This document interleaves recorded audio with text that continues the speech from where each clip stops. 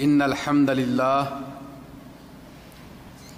الحمد لله نحمده ونستعينه ونستغفره ونعوذ بالله من شرور أنفسنا ومن سيئات أعمالنا من يهده الله فلا مضل له ومن يضلله فلا هادي له وأشهد أن لا إله إلا الله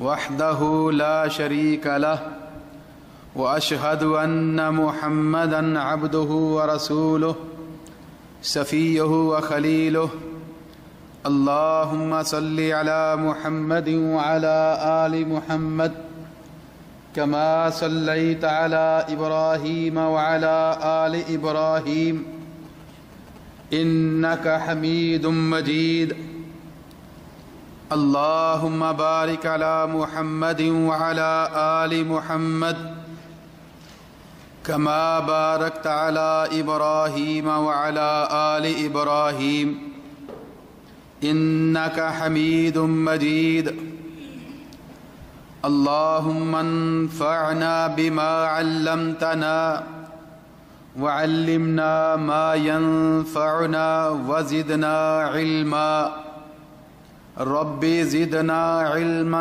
رب زدنا علما رب زدنا علما أما بعد فإن خير الحديث كتاب الله وخير الهدي هدي محمد المصطفى وشر الأمور محدثاتها وكل محدثة بدعة وكل بدعة ضلالة وكل ضلالة في النار أما بعد فأعوذ بالله من الشيطان الرجيم من همزه ونفخه ونفثه بسم الله الرحمن الرحيم قال الله سبحانه وتعالى في كلامه المجيد وَلَقَدْ يَسَّرْنَا الْقُرْآنَ لِلذِّكْرِ فَهَلْ مِن مُّدَّكِرٍ وَلَقَدْ اور یقیناً ہم نے وَلَقَدْ يَسَّرْنَا اور یقیناً ہم نے آسان کیا ہے القرآن قرآن مجید کو للذکر نصیحت کے لیے ذکر کے لیے فہل من مدکر تو کوئی ہے جو اس قرآن مجید سے نصیحت حاصل کرے ہر قسم کی تعریف کی بڑائی بزرگی اور برتری کے لائق صرف اور صرف اللہ سبحانہ و تعالی کی ذات اقدس ہی ہے وہ ذات باری سبحانہ و تعالی کہ جس ذات کو ہم قاضی الحاجات سمجھتے ہیں مشکل کشاد سمجھتے ہیں بگڑی بنانے والا اور سنوارنے والا سمجھتے ہیں ہر قسم کی تعریف بزرگی برتری اور کبریائی اور بڑائی کے لائق بھی صرف اور صرف اسی ذات کو ہی سمجھتے ہیں وہ ذات جو علیم بذات الصدور ہے جو ذات اللطیف الخبیر ہے وہ ذات باری سبحانہ و تعالی کہ جس سے کوئی چیز بھی چھپ نہیں سکتی وہ ذات جس نے ہماری نصیحت کے لیے ہماری خیر خواہی کے لیے ہماری طرف پیغمبر بھیجے اور پھر امت محمدی کی طرف ایسی کتاب بھیجی کہ جو ہدایت کا نور بنی وہ ذات باری سبحانہ و تعالی کہ جو ذات جس سے کوئی چیز چھپ نہیں سکتی جو ذات اندھیری رات کے اندر رات کا پچھلا پہر ہو رات اندھیری ہو کالے پتھر کے اوپر چلنے والی کالی چیونٹی کو بھی دیکھ رہی ہوتی ہے اس چیونٹی کے رزق کا بھی اس ذات نے سامان تیار کر رکھا ہوتا ہے۔ ہر قسم کی تعریف، کبریائی اور بڑائی کے لائق وہی ذات اقدس سبحانہ و تعالی ہے۔ درود و سلام کی بارش ہو آقائے دو جہاں پر، امام الانبیاء پر، سرور دو جہاں پر، سید الثقلین پر، رحمت للعالمین پر، پیکر حسن و جمال پر، ساری کائنات کے امام، امام الانبیاء حضرت محمد رسول اللہ صلی اللہ علیہ وعلی آلہ وصحبہ وسلم پر ہم سب مل کر اس بات کی گواہی دیتے ہیں کہ آپ صلی اللہ علیہ وسلم کی طرف جو امانت بھیجی گئی، آپ صلی اللہ علیہ وسلم نے اس امانت کا حق ادا کر دیا، اور جس طرح اس امانت کے رکھوانے والے نے یا بھیجنے والے نے جس طرح چاہا اسی طرح اس امانت کو ادا کیا اور اس امانت کا حق ادا کر دیا، بلکہ اس بات کے ڈر سے کہ اس امانت کے اندر کوئی خیانت نہ کر دے، اس امانت کے اندر کوئی خیانت نہ ہو جائے، آپ صلی اللہ علیہ وسلم نے فرما دیا کہ ہر وہ سوچ، ہر وہ بات، ہر وہ عمل و فعل جو اس دین کے اندر نیا کیا جائے، جس عمل و فعل، جس قول کے اوپر، جس چیز کے اوپر آپ نے فرمایا میری مہر نہیں لگی، میں نے وہ بات نہیں کہی، وہ کام کر کے نہیں دکھایا، فرمایا ہر وہ سوچ وہ بدعت ہے، اور ہر بدعت کا ٹھکانہ آگ ہے، ہر بدعت گمراہی ہے، اور ہر گمراہی کا ٹھکانہ جہنم کی شعلے مارتی ہوئی آگ ہے۔ اللہ سبحانہ و تعالی ہم سب کو بدعت، گمراہی اور جہنم کی آگ سے بھی دور رکھے۔ میرے بھائیوں، اللہ سبحانہ و تعالی ارشاد فرماتے ہیں، جو کہ میں نے شروع میں آیہ کریمہ پڑھی ہے، سورۃ القمر کی آیت ہے، وَلَقَدْ يَسَّرْنَا الْقُرْآنَ لِلذِّكْرِ فَهَلْ مِن مُدَّكِرٍ، فرمایا کہ ہم نے قرآن مجید کو آسان کر دیا ہے۔ قرآن مجید مشکل نہیں ہے، قرآن مجید کو آسان کر دیا ہے، تو کوئی ہے جو اس کو پڑھ کر نصیحت حاصل کرے؟ قرآن مجید ایک ایسی کتاب ہے جو ہدایت کا نور ہے، ایک ایسی کتاب ہے جو انسان کو صراط مستقیم پر چلانے کے لیے بھیجی گئی، ایک ایسی کتاب ہے جو مکمل ضابطہ حیات ہے، ایک ایسا سسٹم ہے کہ جس سسٹم کے اوپر انسانیت کو چلنے کے لیے کہا گیا، ایسا سسٹم دیا گیا انسان کو قرآن کی شکل میں کہ اگر اس سسٹم کو سمجھ کر پڑھا جائے، اس کتاب کو پڑھا جائے، سمجھ کر پڑھا جائے، تو کبھی انسان گمراہ نہیں ہوتا۔ مالک الملک ارشاد فرماتے ہیں قرآن مجید کا شروع میں ہی، الف لام میم ذالک الکتاب لا ریب فیہ ھدی للمتقین، ھدی للمتقین، فرمایا یہ کتاب ایسی ہے لا ریب فیہ، جو بالکل لا ریب کتاب ہے، جس کے اندر کسی قسم کی شک کی کوئی گنجائش نہیں، ھدی للمتقین، متقین کے لیے ہدایت ہے، متقین کے لیے ہدایت ہے۔ ایک اور جگہ پر فرمایا ھدی للناس، یہ قرآن مجید دنیا کے تمام لوگوں کے لیے سرچشمہ ہدایت ہے، سرچشمہ نور ہے، ہدایت ہے، سیدھی راہ دکھلانے والی ہے تمام لوگوں کے لیے۔ یہاں بعض لوگ کہتے ہیں کہ تمام لوگوں کے لیے ہدایت ہے، اور یہاں پہلے سپارے کی پہلی آیات کے اندر ارشاد فرما دیا ھدی للمتقین، کہ متقین کے لیے ہدایت ہے۔ تو یہاں پروفیسر عبد الرحمن طاہر حفظہ اللہ یہاں اس بات کا یہ جواب دیا کرتے ہیں کہ بقالہ ایک بندہ بناتا ہے، بقالہ بناتا ہے، سپر سٹور بناتا ہے، مارکیٹ بناتا ہے، اس مارکیٹ کے اندر کوئی بھی جا کر چیز لے سکتا ہے، ایسے ہی ہے کہ نہیں؟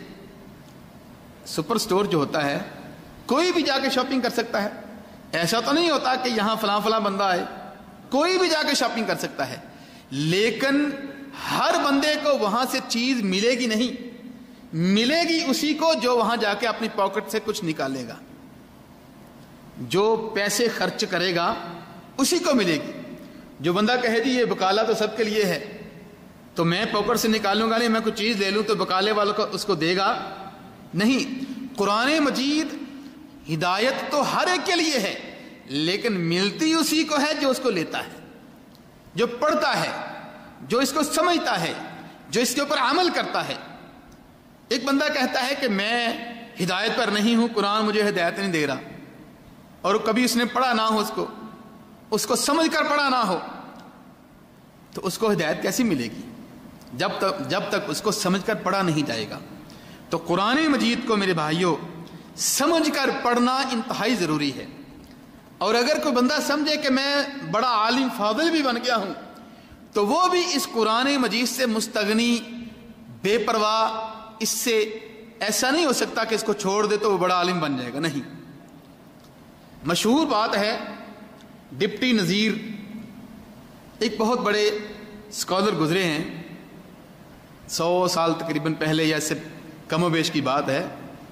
ڈپٹی نذیر کے پاس ایک منتہی طالب علم آئے، کسی جامعہ سے فارغ ہو کر پہنچے، تو آ کر ڈپٹی نذیر صاحب سے کہا کہ مجھے مشورہ دیجئے، میں کیا کروں؟ تو ڈپٹی صاحب نے کہا کہاں سے آئے ہو بھائی؟ کہا جی میں فلاں مدرسے کا فارغ ہوں۔ کہا اچھا تم فارغ ہو کر آئے ہو، فارغ التحصیل ہو کر آئے ہو؟ کہا جی ہاں میں فارغ التحصیل ہو کر آیا ہوں، مجھے مشورہ دیجئے میں کیا کروں؟ ڈپٹی صاحب نے کہا جا کے قرآن مجید کا مطالعہ کیجئے۔ کہا میں فارغ التحصیل ہو کر آیا ہوں، آپ مجھے قرآن مجید کے مطالعے کا کہہ رہے ہیں؟ کہا میرا بیٹا مشورہ یہی ہے، دوسری کتابیں جہاں پڑھتے ہو ساتھ ساتھ قرآن مجید کا بتمعن، باریکی سے قرآن مجید کا مطالعہ کرو، اس کو سمجھو جا کر۔ کہا جی آپ میرا امتحان لے لیں، میں فارغ التحصیل ہو کر آیا ہوں۔ کہا اچھا تمہارا امتحان لے لوں؟ کہا جی جہاں کہیں سے مرضی قرآن مجید کی کہیں کسی جگہ سے مجھے پوچھ لیں۔ کہا اچھا بتاؤ فلاں آیت کا مطلب کیا ہے؟ دمرناہم تدمیرا۔ اس نے کہا اچھا اس کا معنی؟ سوچنا شروع کر دیا، کافی توگدو کے بعد کہنے لگا ڈپٹی صاحب مجھے شاید آیت پوری پڑھوں تو مجھے سمجھ آ جائے گا، میں اوپر سے دیکھ کے ایک ترجمہ پڑھا ہوا ہے، مجھے قرآن مجید دیں، میں اوپر سے دیکھ کر اس کو دیکھوں گا تو پھر مجھے سمجھ آ جائے گی۔ ڈپٹی صاحب نے، اس نے قرآن مجید مانگا تھا، ڈپٹی صاحب نے اسی طرح اس کو قرآن مجید پکڑا دیا۔ اس نے اب اس آیت کو ٹٹولنا، ڈھونڈنا شروع کیا اور آگ پلٹنے شروع کیے، اس کو ملنا ذہن میں نہیں تھی آیت۔ کہا ڈپٹی صاحب مجھے برائے مہربانی وہ نکال دیجئے مکان، میرے سامنے نہیں، مجھے آیت ملی نہیں ہے، مجھے نکال دیجئے پھر میں اس کو دیکھتا ہوں۔ انہوں نے فوراً قرآن مجید سے پکڑا اور فوراً نکال کے اس کے سامنے قرآن مجید رکھ دیا۔ کافی وہ طالب علم، منتہی طالب علم، فارغ التحصیل طالب علم، کافی دیر پھر دیکھتا رہا اس آیت کو، کہنے لگا ڈپٹی صاحب کہیں کسی اور جگہ سے پوچھ لیں، اس کا مجھے معنی نہیں آ رہا۔ تو کہنے لگے کہ میں نے تمہیں پہلے ہی کہا تھا کہ جا کے قرآن مجید کا مطالعہ کرو۔ میرے بھائیوں قرآن مجید کو اگر غور سے سمجھ کر پڑھا جائے، دلوں کا زنگ دور ہو جاتا ہے، دلوں کی کجی دور ہو جاتی ہے، دلوں کی میل کچیل دور ہو جاتی ہے، آنکھوں کے سامنے اور دل کے سامنے جو گمراہی کے پردے ہوتے ہیں، وَزَيَّنَ لَهُمُ الشَّيْطَانُ أَعْمَالَهُمْ، شیطان نے جن چیزوں کو مزین کیا ہوتا ہے، جن چیزوں کو شیطان خوبصورت بنا کر پیش کرتا ہے، وہ بدی لگنے شروع ہو جاتی ہے جب بندہ قرآن مجید کا مطالعہ کرتا ہے۔ مجھے اچھی طرح یاد ہے، یہاں قبلتین کے سامنے ایک کمپنی ہے بن لادن، آج سے تقریباً 12 سال پہلے مجھے ایسے ہی وہاں جانے کا اتفاق ہوا، تو وہاں کے کچھ دوستوں نے کہا جی آپ ہمیں قرآن مجید پڑھائیں۔ میں نے کہا بڑی اچھی بات ہے۔ میں تقریباً وہاں تقریباً 3-4 سال تک جاتا رہا، روزانہ ان کے پاس جاتا، اور پھر صرف قرآن مجید نکال کر، کوئی اور کچھ نہیں، شروع سے ہم نے ترجمہ اور تفسیر قرآن مجید کی پڑھنی شروع کی۔ ان کو میں نے کبھی نہیں کہا کہ فلاں کو سجدہ، فلاں قبر کو سجدہ نہیں کرنا چاہیے، فلاں کام نہیں کرنا چاہیے۔ صرف میں سادہ قرآن مجید کا ترجمہ اور جو اس آیت کا شان نزول ہوتا، جو اس آیت کی تفسیر ہوتی، ان کے سامنے رکھتا۔ کچھ دنوں بعد، کچھ مہینوں بعد ایک بندہ مجھے کہنے لگا، شیخ صاحب ہمیں آپ کی اس کلاس سے پتہ چلا ہے کہ مسلمان کسے کہتے ہیں۔ ہمیں قرآن مجید کو سمجھ کر جب سے پڑھنا شروع کیا ہے، ہمیں پتہ چل گیا ہے کہ اسلام کیا ہے، کیونکہ قرآن مجید کے اندر جب بندہ پڑھتا ہے پھر دلوں کی میل کچل ختم ہو جاتی ہے۔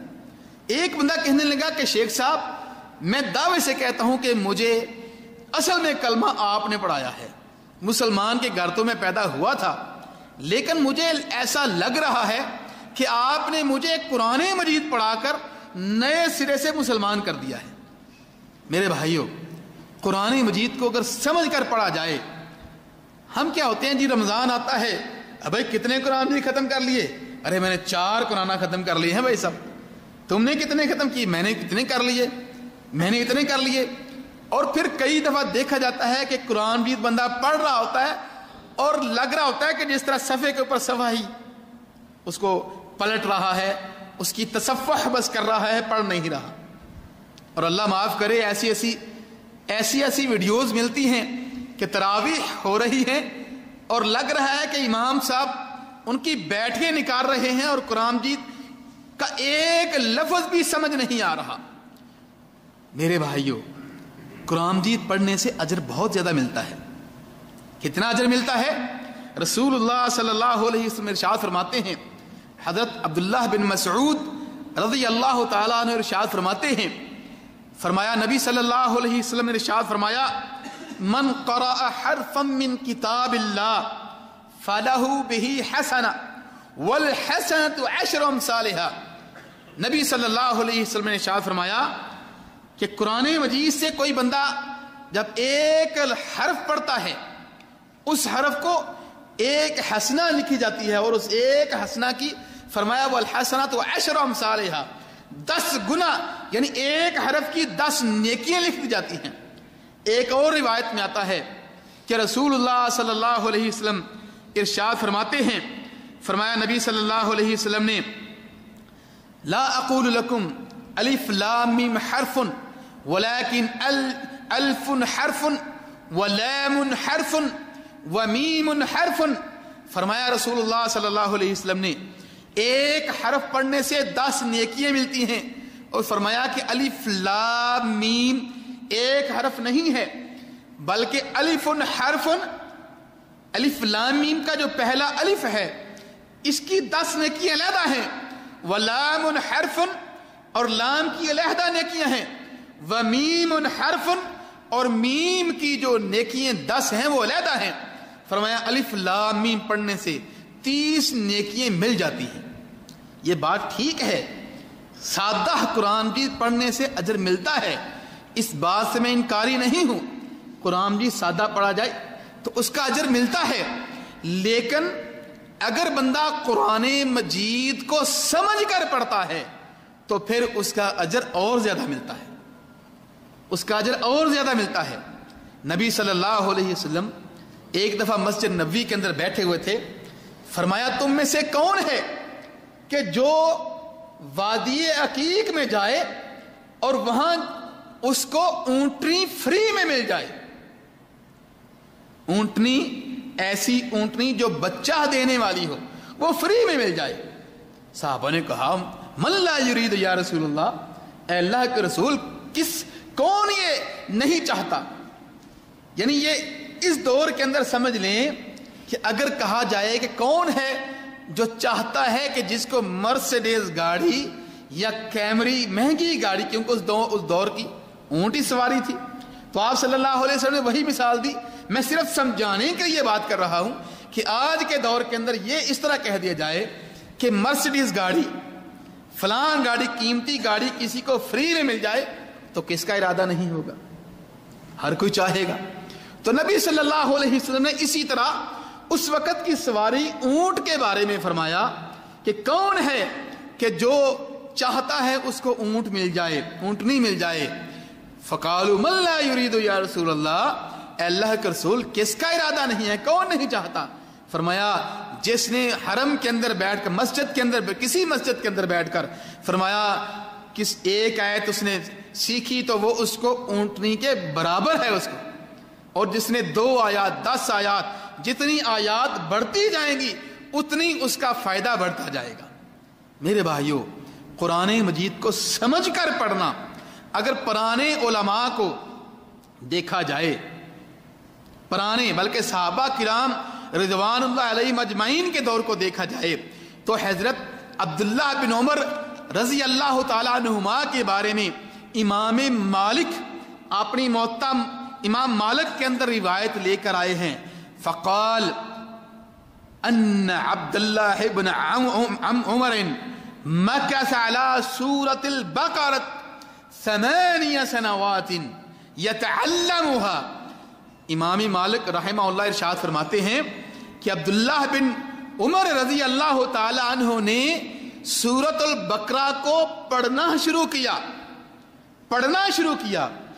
سورۃ البقرہ کو 8 سالوں کے اندر عبداللہ بن عمر نے پڑھا۔ 8 سالوں کے اندر عبداللہ بن عمر کو قرآن نہیں آتا تھا۔ عبداللہ بن عمر رضی اللہ تعالیٰ عنہ کو قرآن آتا تھا، لیکن یتعلمها، اس کو سیکھ کر پڑھتے تھے۔ اس کو پڑھتے تو سمجھتے کہ اس کا شان نزول کیا ہے، اس کی تفسیر کیا ہے، یہ کیوں آیت آئی، کہاں آئی، اس کا سارا بیک گراؤنڈ دیکھتے، اس کو سمجھتے، اور جب اس آیت کو سمجھ لیتے تو پھر آگے والی آیت کو پڑھتے۔ 8 سال گزر گئے۔ یہ مراد اس سے نہیں کہ قرآن مجید پڑھنا نہیں چاہیے، میری بات کو ذہن کے اندر رکھیں، میں اس بات کا انکاری نہیں ہوں، اس بات سے انکار نہیں کر رہا کہ قرآن مجید کو سادہ نہیں پڑھنا چاہیے، سادہ پڑھنے کے اندر اجر ہے، لیکن اس کو سمجھ کر پڑھا جائے تو پھر اور زیادہ فائدہ ہوتا ہے۔ میرے بھائیوں، حضرت ابو عبد الرحمن السلمی رحمہ اللہ محدث ہیں، فرماتے ہیں حدثنا الذین یقرؤون القرآن انہم كانوا لا يتجاوزون 10 آیات حتى يتعلموا ويعرفوا ما فيها من عمل وعمل من علم وعمل۔ ابو عبد الرحمن سلمی فرماتے ہیں کہ ہم نے محدثین سے سنا، مفسرین سے اس بات کو سنا کہ جب بھی وہ 10 آیات پڑھ لیتے تھے، قرآن مجید سے 10 آیات پڑھ لیتے تھے، لا یتجاوزہن، پھر ان 10 کے آگے نہیں پڑھتے تھے، حتیٰ کہ ان 10 آیات کو صحیح طرح سمجھ لیتے۔ کیا ان کا صرف علم نہیں، کننا نتعلم العمل قبل علم۔ ایک راوی فرماتے ہیں کہ ہم عمل، پریکٹیکل، اس آیت کے اوپر عمل کرنا علم سے پہلے سیکھتے تھے۔ کیا مطلب؟ قرآن مجید کی کوئی آیت سامنے آئی تو پہلے اپنے آپ کو اس قرآن مجید کی آیت کے مطابق ڈھالا، پھر اس کو سیکھا کہ قرآن مجید کے اندر اللہ تعالیٰ کیا ارشاد فرماتے ہیں۔ یہ محدثین کا شیوا تھا، کچھ آیات پڑھتے، اس کو سمجھتے، تو پھر اس کا علم بھی سمجھتے، اس کے اندر اللہ سبحانہ و تعالیٰ کیا ارشاد فرماتے ہیں وہ بھی سمجھتے، اور پھر اس کے اوپر عمل بھی کرتے۔ میرے بھائیوں، اسی طرح امام مالک حدثنا مالک عن نافع عن ابن عمر، امام مالک امام نافع سے ارشاد فرماتے ہیں، اور امام نافع رحمہ اللہ حضرت عبداللہ بن عمر رضی اللہ تعالیٰ عنہما سے ارشاد فرماتے ہیں کیا کہ ایک دفعہ عمر بن خطاب رضی اللہ تعالیٰ عنہ نے، پہلی بات تھی عبداللہ بن عمر کی، اب بات ہے باپ کی، پہلے بیٹے کی بات تھی، اب باپ کی بات ہے کہ عمر بن خطاب رضی اللہ تعالیٰ عنہ نے تعلم عمر البقرۃ فی 18 سنوات، کہ اب عمر بن خطاب رضی اللہ تعالیٰ عنہ نے سورۃ البقرہ کو شروع کیا اور اتنے باریکی سے اس کو پڑھتے، اس کی تفسیر پڑھتے، اس کا شان نزول پڑھتے، اس کے اوپر عمل کرتے، حتیٰ کہ 12 برس کے اندر عمر بن خطاب نے اس سورۃ البقرہ کو ختم کیا۔ میرے بھائیو، قرآن جی کو سمجھ کر پڑھیں تو پھر دل کی جو میل کچیل ہے وہ دور ہو جاتی ہے۔ قرآن مجید کو سمجھ کر پڑھیں تو پھر کبھی گمراہ نہیں کر سکتا، پھر کوئی کبھی آپ کو دوسرے راستے پر نہیں لگا سکتا، پھر آپ کو کوئی یہ نہیں کہہ سکتا کہ بھئی یہ فلاں فلاں چیز ہے۔ اب جیسا کہ آج دیکھیں، میں آج یہ موضوع جس موضوع پر بات کر رہا ہوں، اس موضوع پر میں کیوں بات کر رہا ہوں کہ کل مجھے ایک ویڈیو موصول ہوئی جس کے اندر محمد شیخ، شاید آپ نے اس کا نام سنا ہوگا، اس ملعون کا محمد شیخ، غالباً برطانیہ یا پتہ نہیں یورپ کے کسی ملک کے اندر رہتا ہے، وہ جس کی ویڈیو پیچھے بھی وائرل ہوئی تھی، جس نے کہا تھا کہ یہ ساری امت بنو اسرائیل کی امت ہے۔ یہ شاید آپ لوگوں کو ویڈیو پہنچی ہوگی۔ اس ملعون نے قرآن مجید سے ایسی ایسی آیات کے ساتھ سامنے بیٹھنے والوں کو گمراہ کیا۔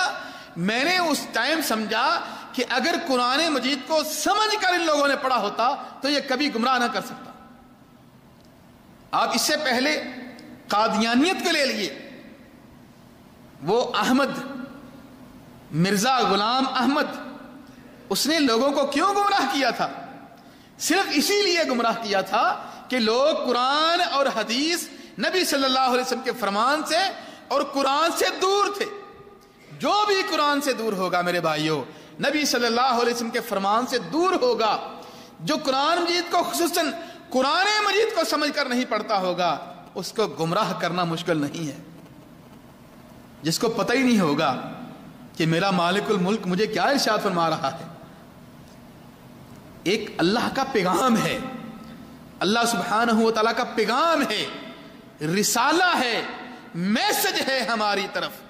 اگر ہم اس میسج کو سمجھیں گے نہیں کہ میرا رازق جو مجھے روزی دیتا ہے، جس نے میرے لیے ہر چیز کا انتظام کیا ہے، جس نے انسان کے لیے دن رات بنائے ہیں، وہ مجھے کیا کہنا چاہتا ہے، میرے بھائیوں اس کو گمراہ کرنا مشکل نہیں ہوگا۔ اور آج بھی دیکھ لیں، لوگ گمراہی کی طرف اس ٹائم جاتے ہیں کہ جن کو قرآن مجید کا علم زیادہ نہیں ہوتا، قرآن مجید کو سمجھ کر نہیں پڑھ رہے ہوتے، قرآن مجید سے دور ہوتے ہیں، قرآن مجید سے ان کے دل دور رہتے ہیں، قرآن مجید کو سمجھ کر نہیں پڑھتے۔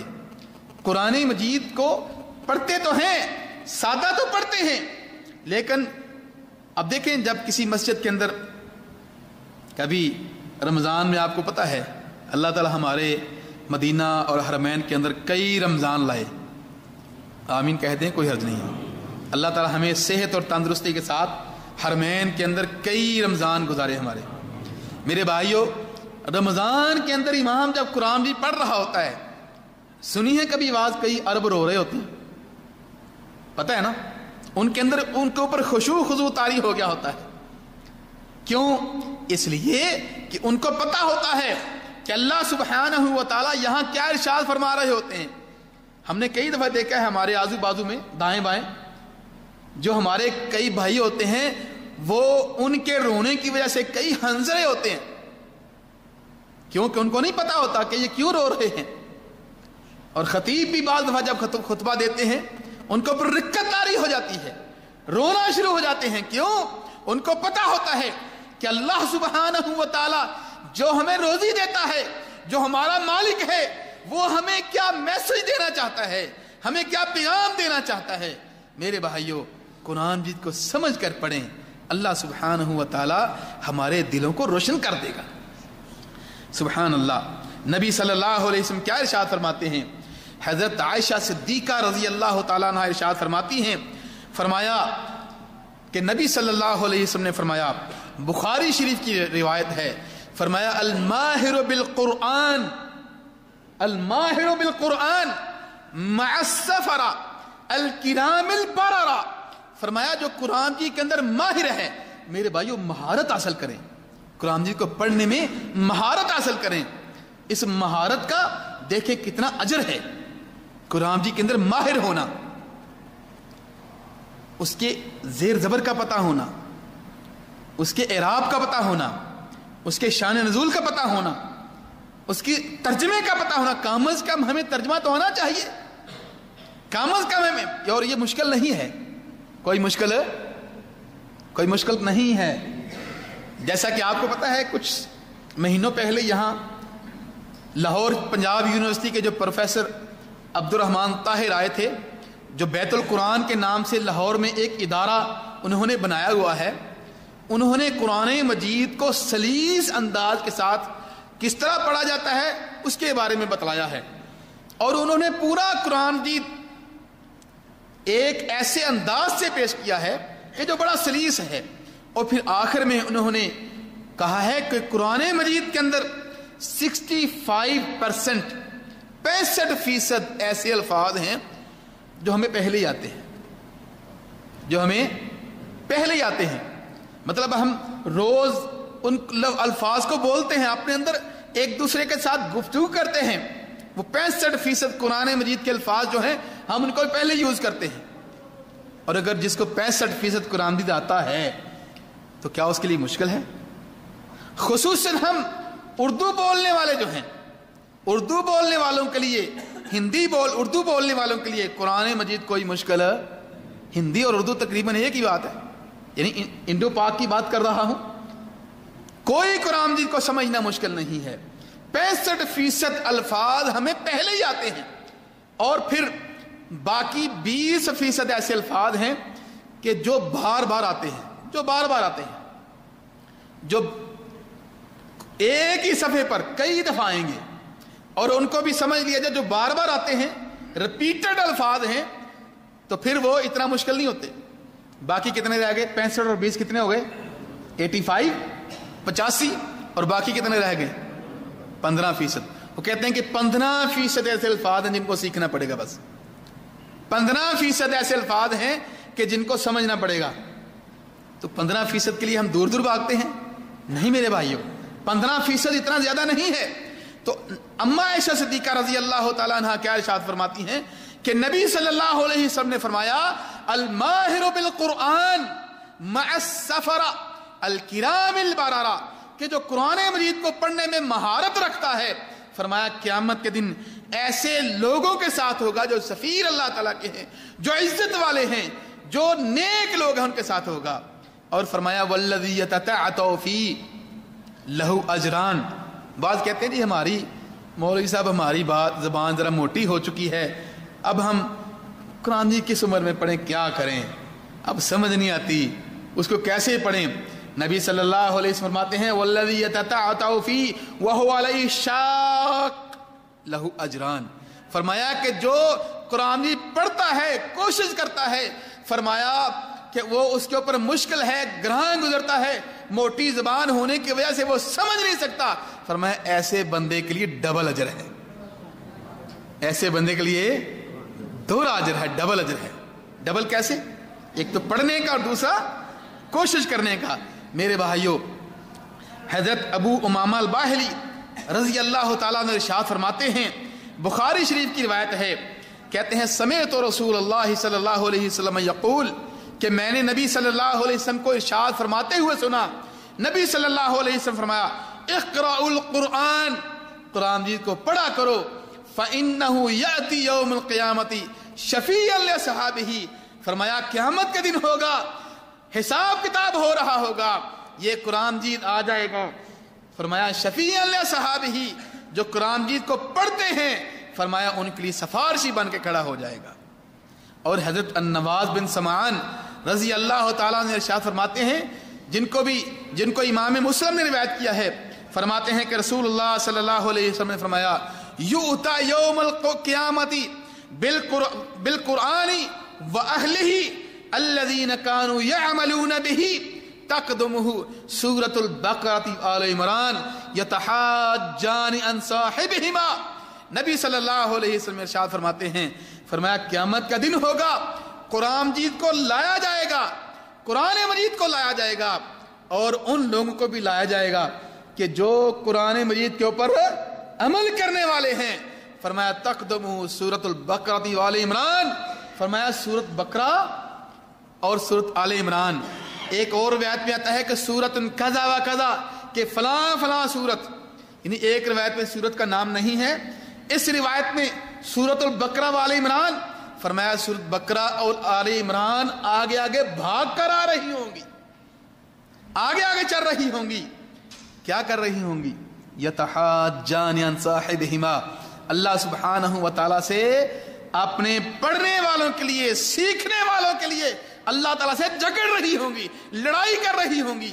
کیا اللہ ہمیں یہ پڑھتے تھے، ہمیں انہوں نے سمجھا تھا، اے اللہ ان کو سزا نہیں دی جائے. میرے بھائیوں، قرآن مجید کو سمجھ کر پڑھنا بہت ضروری ہے. قرآن جی کی تلاوت کرنی چاہیے. حضرت عبداللہ بن عمر رضی اللہ تعالیٰ عنہ ارشاد فرماتے ہیں یقال لصاحب القرآن یوم القیامہ، جو صاحب قرآن ہے، قرآن جی کو پڑھتا ہے اور سمجھ کر پڑھتا ہے، فرمایا قیامت کے دن کہا جائے گا اقرا، آج قرآن مجید کو پڑھنا شروع کر دے، آج قرآن مجید کو پڑھنا شروع کر دے. ورتل کما کنت ترتل فی الدنیا، اور قرآن مجید کو اس طرح لہر لہر کر پڑھ، اس طرح ترتیل کے ساتھ پڑھ جس طرح تو دنیا کے اندر پڑھتا تھا، جس طرح تو دنیا کے اندر پڑھتا تھا. آج اسی طرح قرآن جی کو پڑھتا جا اور جنت کی بلندیاں چڑھتا جا. اور جہاں جتنا تمہیں قرآن جی یاد ہے، وہاں جا آخری حرف آ جائے گا، وہاں تمہارا جنت کے اندر بلندی میں مقام ہو جائے گا. جہاں والناس کی سین آ جائے گی، فرمایا قرآن جی کو پڑھتا جا. اور ہم کس طرح پڑھتے ہیں؟ دیکھیں، رتل کما کنت ترتل فی الدنیا، جتنی تیز آپ دنیا میں پڑھتے ہیں نا، وہاں تیز پڑھیں گے تو جنت کے اندر نیچے رہیں گے. آہستہ آہستہ پیار اور محبت سے پڑھیں گے، سمجھ سمجھ کر پڑھیں گے تو جنت کی بلندی اور اوپر جائیں گے. میرے بھائیوں، نبی صلی اللہ علیہ وسلم فرماتے ہیں، حضرت عبداللہ بن عباس رضی اللہ تعالیٰ عنہما سے روایت ہیں، فرمایا ان الذی لیس فی جوفہ شیء من القرآن کالبیت الخرب، فرمایا ایسا بندہ کہ جس کے پیٹ کے اندر، جس کے سینے کے اندر قرآن بھی نہیں ہے نا، قرآن بھی کیا کچھ بھی نہیں ہے، فرمایا کالبیت الخرب، ایسے گھر کی طرح ہے جو گھر تباہ شدہ ہو، جو برباد ہو چکا ہو. میرے بھائیوں، قرآن جی کو سمجھیں، قرآن جی کو سمجھ کر پڑھیں تو کبھی بھی آپ کو کوئی بھی گمراہ نہیں کر سکتا. میں انہی الفاظ کے ساتھ اپنی بات کو ختم کرتا ہوں. میں اپنے محترم بھائی شیخ مظفر صاحب کو سے اجازت لیتا ہوں. اللہ سبحانہ و تعالی ہمارا بیٹھنا اور سننا، جو سنایا ہے اس کے اوپر عمل کرنے کی توفیق عطا فرمائے. ھذا ما عندی واللہ اعلم بالصواب، وآخر دعوانا الحمد للہ رب العالمین.